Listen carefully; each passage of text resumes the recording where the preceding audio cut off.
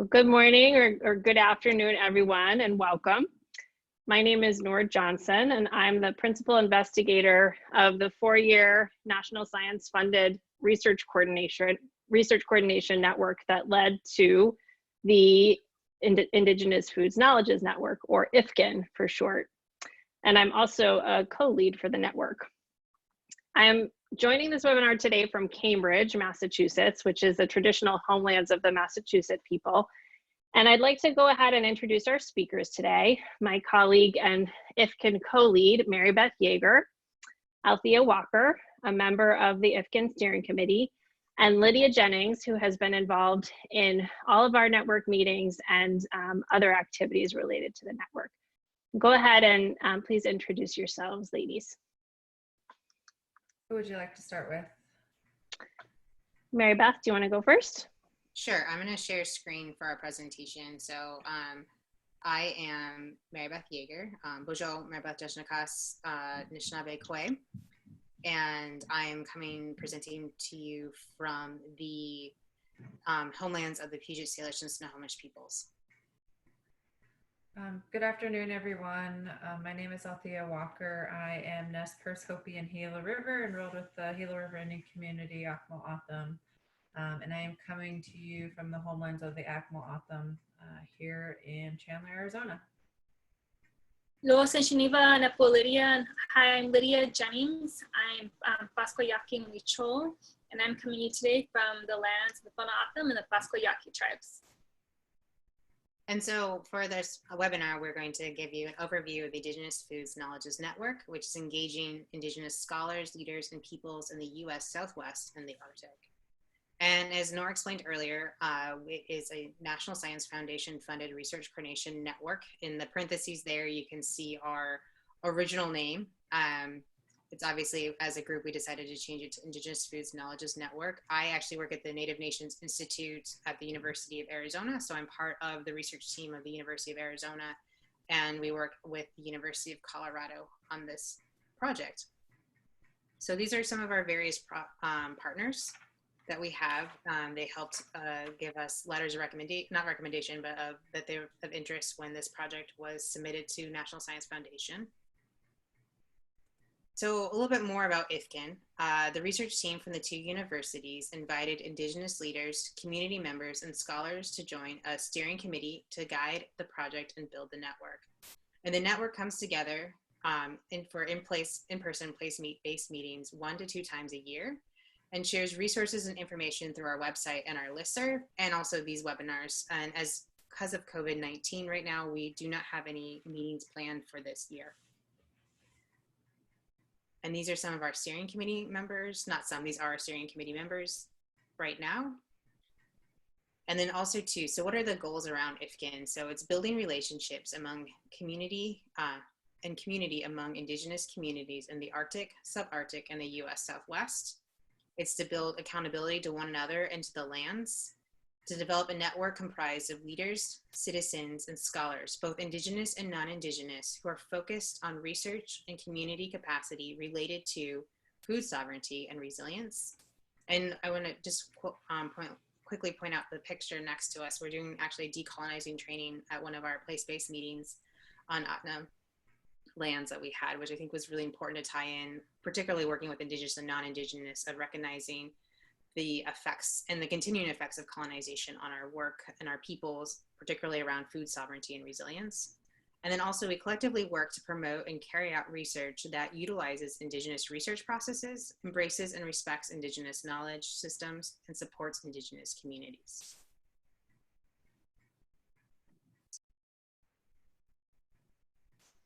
So some of the principles that guide this work is first and foremost that this network serves to support and promote Indigenous sovereignty, and that this research is going to be led by and with Indigenous peoples.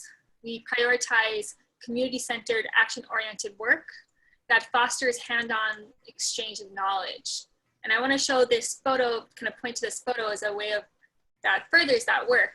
And this is actually, again, out in Alaska and Atna's lands from our trip last summer. And one of the scholars that we had the privilege of meeting, she was working with the Anchorage Museum of Art, and was talking about how certain traditions were being lost as elders were passing away, and some of the different ways that she wanted to try to revitalize these different methods. And she tried kind of the Western approaches of science, of doing surveys and asking elders, and didn't get very informative work. But when she actually went with the elk hide, or moose hide rather, and had different tools and was trying to scrape the moose hides, then it was the elders would share a lot more of their information. And she was able to create YouTube videos and also share that knowledge with the youth. So again, there's the importance of having hands-on knowledge systems that might be more effective than Western strategies of sharing knowledge. Also, there's an important understanding that Indigenous languages are critical in any discussions around food and knowledge sovereignty. And lastly, demonstrating that a respect for Indigenous knowledge systems at equal level of that of Western knowledge systems.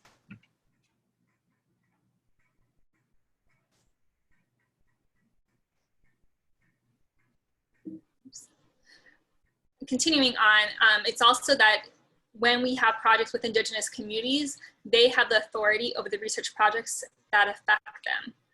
And this, we're going to go into concerns around food systems, seeds, air, land, water, plants, and animals that have to be identified, recognized, and respected in developing these partnerships.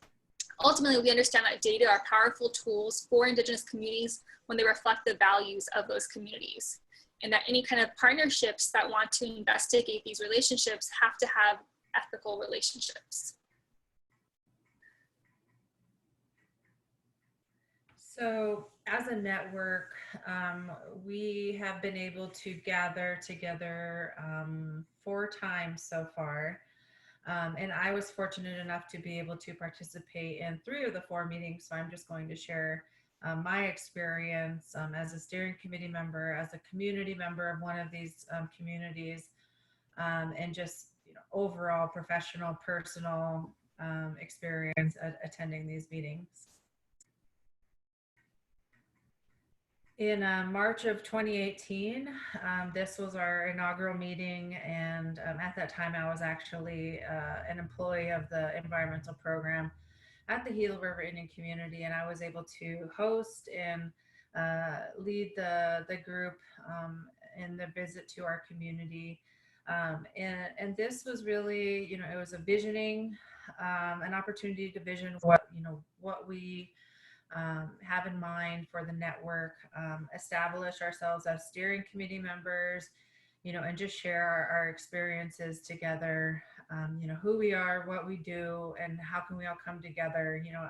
There was a reason for all of us, to become a part of this, and, just using that time to get to know each other.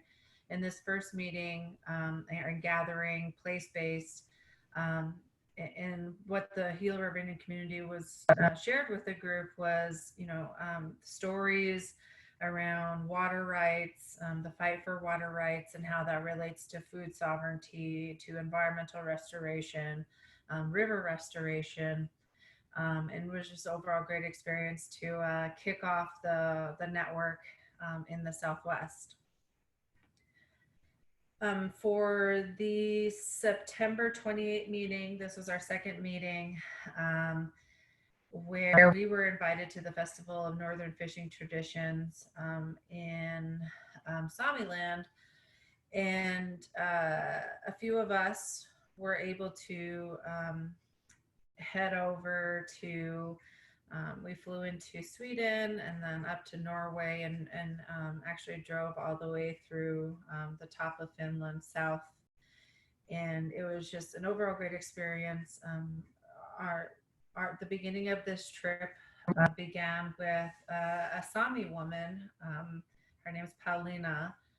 And just being able to begin our trip with her, see the land through her eyes, her perspective, the struggles, the stories, the food, and just being able to be at her side, truly made this a great experience, in which she shared, water rights and fishing rights, which ultimately lead to food sovereignty, or is directly related to food sovereignty. but also sharing her stories and inviting us out onto the land with her and her family and the people she is working with, especially around environmental and river restoration, and just being able to see the links between, you know, across seas to the Southwest and the desert, and, you know, our fight for environmental restoration and river restoration, even comparing GRIC to, or comparing the Gila River Indian Community water rights battles to the river restoration efforts in Somaliland. And truly a great experience. And just to talk about some of these pictures on the screen, the elder on the left, we were along the river, we were on the river. Paulina was talking about her projects, and the elder just stood on the on the side, and she was picking berries, but she was singing at the same time. So it was just really great to just listen and sit there on the river as this elder shared her song with us. And one of our steering committee members, Donna Otham Nation, Amy Wan, sharing some desert traditional food with the group. And then on the far right, Mary Beth doing some dip net fishing, which was very, growing up in the Pacific Northwest, was very awesome to see, because that's what I see in the homes of the Nez Perce. And, you know, out on the scaffolds, fishing along the Columbia River. So it was, in a sense, being home, or feeling at home, being so far away. And then for the third meeting I was able to attend, it was in the Tohono O'odham Nation. And Amy Wan, steering committee member, led the group.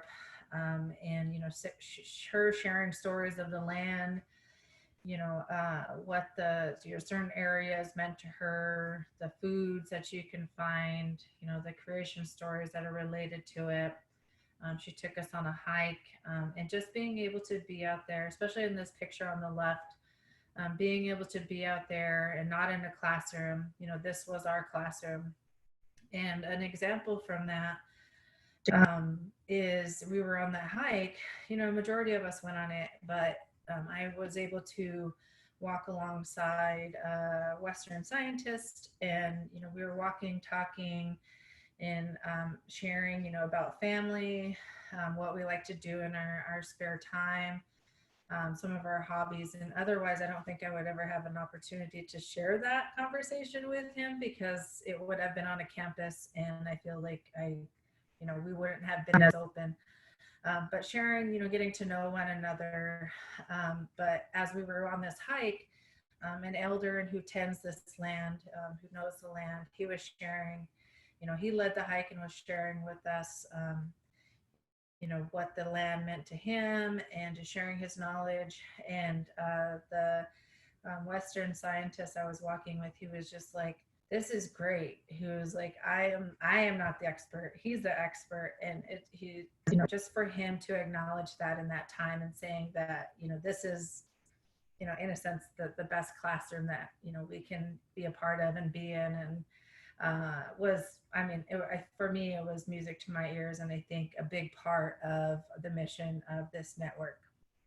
And then for the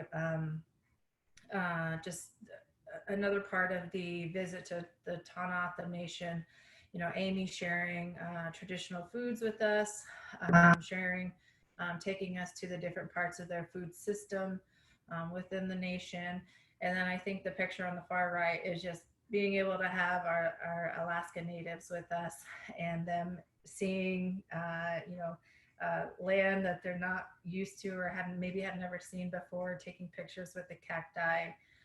Just, you know, seeing them excited to be in a land that some may think that's opposite of you know, where they grew up, where they live. But I mean, I think with this network, we're seeing all the ways in which we can relate to one another, how we are similar, and that we can be in the Southwest or the Arctic and still find ways to connect.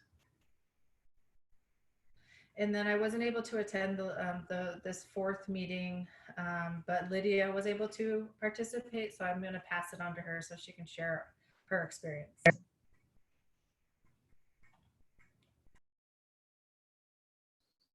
Yes, so the last one we were attended at Atna Lands up in Chickaloo, Alaska. And this is a camp that is traditionally not open to non-community members, so it was really special to be invited there. And there was about 12 of us who attended from the IFKN network, and we were able to learn a little bit about their preparation of salmon and getting to fillet salmon. And Amy Wan, who you've heard a bit about, you know, is really excited that it was her first time to be able to actually fillet a salmon and learn it from these knowledge holders. We also did this process of intercultural exchange, so sharing corn snacks. Some Hopi group members brought corn. Different cross-cultural exchange happened there, as well as really learning about each other's challenges and similarities from different tribal nations was really special, and seeing how many things we do have in common. For example, talking about border issues, you know, but they have a different type of border. Talking about mining extraction issues that are similar. So it's really beautiful to have those types of similarities and learning about different types of traditional foods. And I think something that's really powerful this is giving for us to get to talk to youth in the Chickaloo village and talk about our experiences, and them sharing theirs and what, you know, their curiosity about what the Southwest was really beautiful. And one of the things I think that stands out the most is one of the evenings Amy Wan shared, since it was in June, and it was just about the time of the saguaros blooming and harvest season, which is important for autumn. And Amy talking, you know, giving a story, and she's a wonderful storyteller and beautiful singer. And she was holding up a stick, kind of mimicking the harvesting process of the saguaro fruit, and looking at all the kids' faces. And she stopped and paused and was like, "You guys don't make the same face that we do at home." So just, I think that process of sharing culture, us Southwestern folks getting used to not having any nighttime, was really special.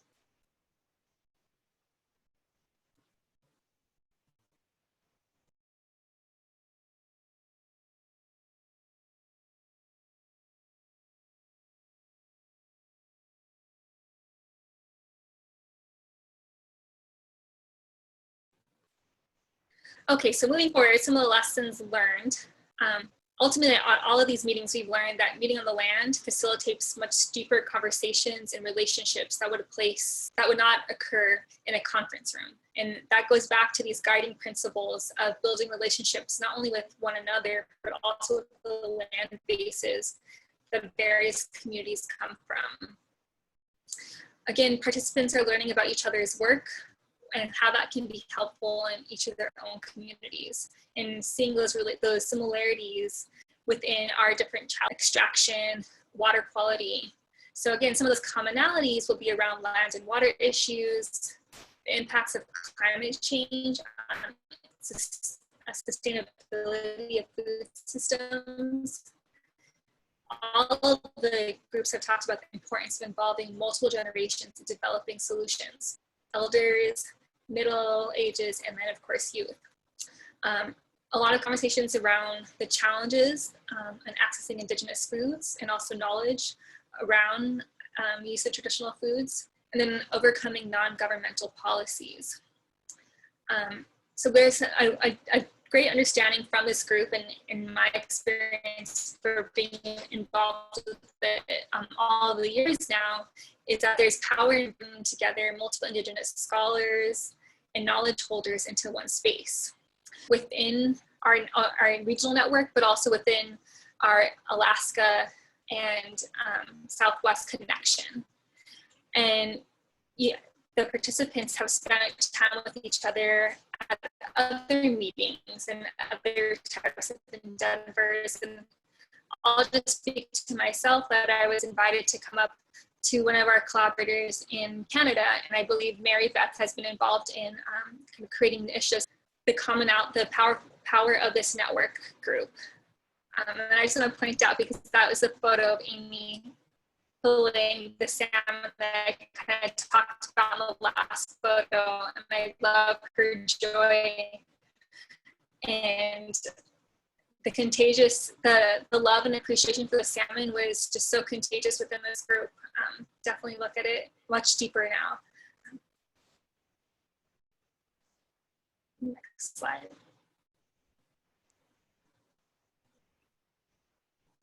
So you can, sorry, we'll go back to that 1 second. So you can join us. So there's various ways of, you can check out the website at ifkin.org. We have a listserv. It's not a super active listserv, but things do come through it. And then also contacting myself or Noor for further questions. Great. Well, thank you. Thank you all so much for sharing your experiences with the network today.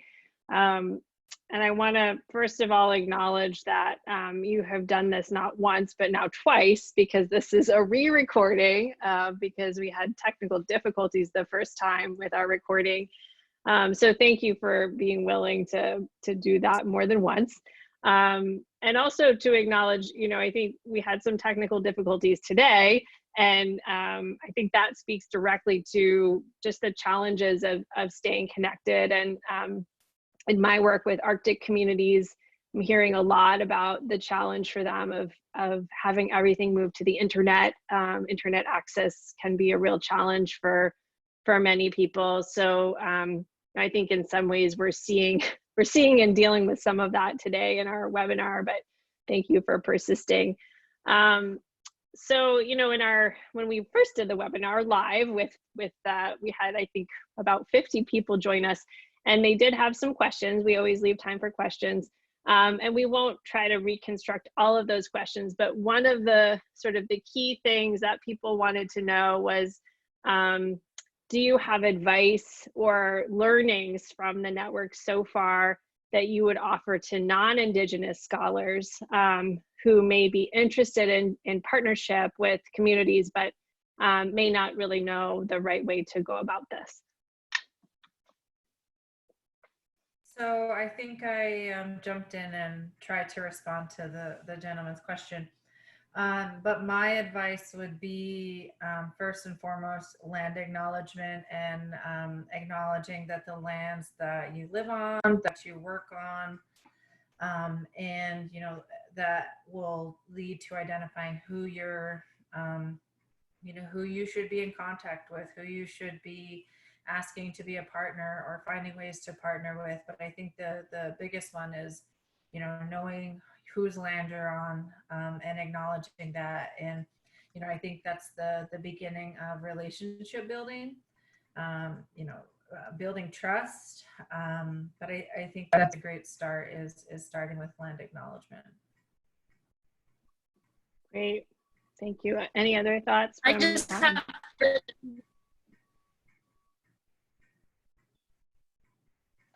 yeah, I have written in my notes because it really stuck with me the last time we did this webinar, and someone said, I don't care who you are, or I don't care what you know, I do moving forward. Okay, I had a hard time catching that, but it sounded like something I wanted to hear. Mary Beth, did you hear what Lydia said? Can you repeat yourself, Lydia? Please. Yeah, sorry about that. One of the things the first time that we did the session that someone said, can you hear me? Yes. Can you all hear me? Yes. Okay, so one of the things that someone said last time was, I don't care what you know till I know who you are.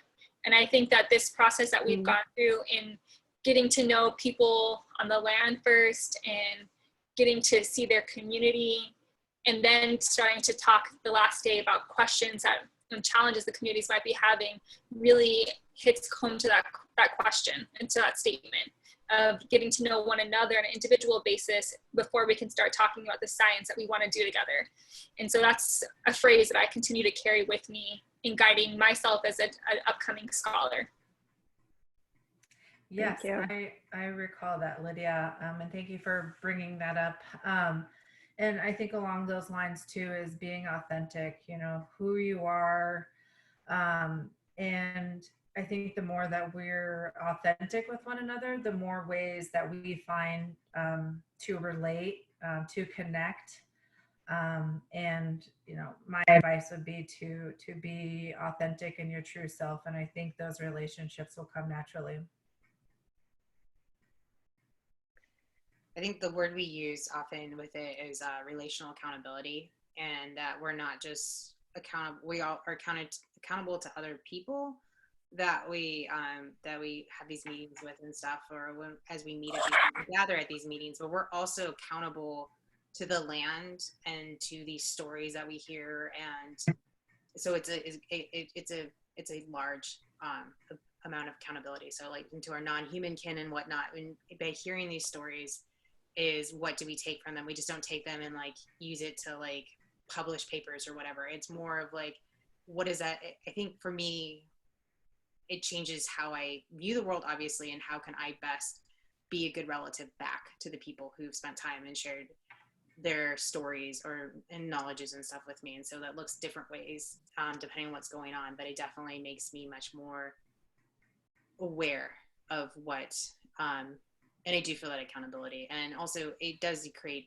friendships and across it's almost across the world at this point. It seems kind of cliche, but because we have Paulina from who's Sami from where Finland and who came for the Alaska meeting, for example. And so starting to get to know all these relations, or now getting to go to like other conferences, as Lydia mentioned at the end of the last slide. And so being like, hey, I know you, and like getting to talk, and they're like, oh, you should meet so-and-so, and getting to meet people that way too. And so it's a good experience. And I think that's going to be one of the biggest challenges with COVID-19 is how do we continue those relations and being relationally accountable to the people we have met or become friends with or created these partnerships with in a good way. And what can we do? The word that comes to mind after, you know, what Mary Beth has shared is reciprocity, in that, you know, we're not out there, you know, outsiders of an Indigenous community looking for, you know, ways to, you know, spend up grant funding, or, you know, I wrote this proposal, would you like to be a part of it? But it has already been written and accepted. But that, you know, these projects come from the needs of Indigenous communities, and that it's Indigenous led, Indigenous inspired, and not outsiders coming into the community and saying, you know, this is what I think that you need. So, which I think relationship building plays a big part of it. And that should come first, and not put the cart before the horse. Well, thank you for all those thoughts. And Mary Beth, you mentioned briefly, you mentioned COVID-19 and how, you know, that's a challenge for our model where we've been meeting in person, spending time together on the land, really learning from place-based traditions and knowledge. So do any of you have any thoughts at this point about, you know, how we might work with this network that we've built and developed to kind of keep it going through this sort of period in which we may not be able to meet in person?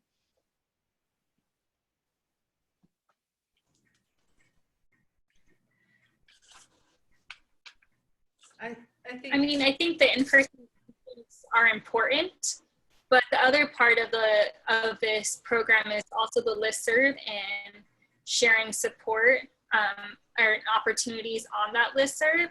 And so I think checking in on one another because of that accountability and relationship building, but then also I think it also gives us an opportunity to be more creative in how we approach some of these discussions. And you see a lot of people right now are connecting to land in a way that people haven't I would say dominant culture hasn't in a while.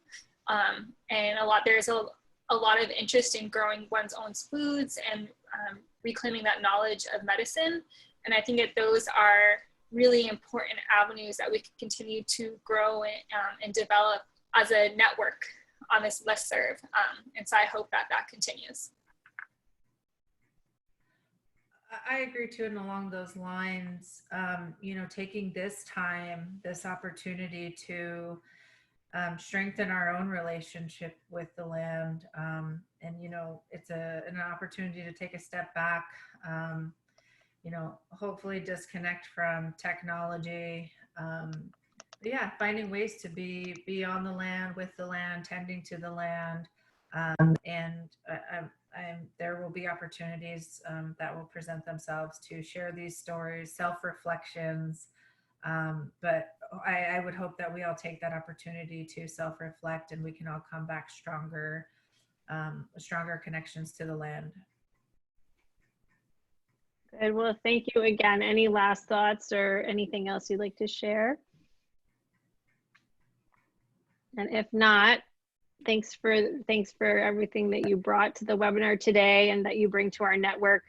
And for those listening, please feel free to email us with any questions, to join our listserv, and to stay tuned for other webinars. So one thing that we do have planned is to keep the webinar series going over the next year and to learn from one another that way. And our next webinar is going to feature speakers from Hopi. The Hopi community was planning to host us in August for our next in-person meeting, and unfortunately we've had to postpone that, but we're hopeful that we'll be able to reschedule that for another time. But meanwhile, they will be sharing some of the really important food sovereignty work that they're doing on Hopi lands. And Mary Beth, do you happen to have the date and time handy for that? Yes, so it's Thursday, May 7th. It's at 11 a.m. Pacific, Arizona, so which makes it noon Mountain Time. What also makes it 10 a.m. Alaska time, and then noon Mountain Time, 1 Central, 2 Eastern. You do have to register for it. It's going to be on the IFKN website, the flyer, and then we'll be sending it through our listserv and other various listservs. Or if you don't see it, please either email Nor or myself, and we will send you the link. We are requiring registration this time around just because of all the security issues that have been happening with Zoom. Great. So hope to see some of you there. All right. Thanks. Thank you. Take care.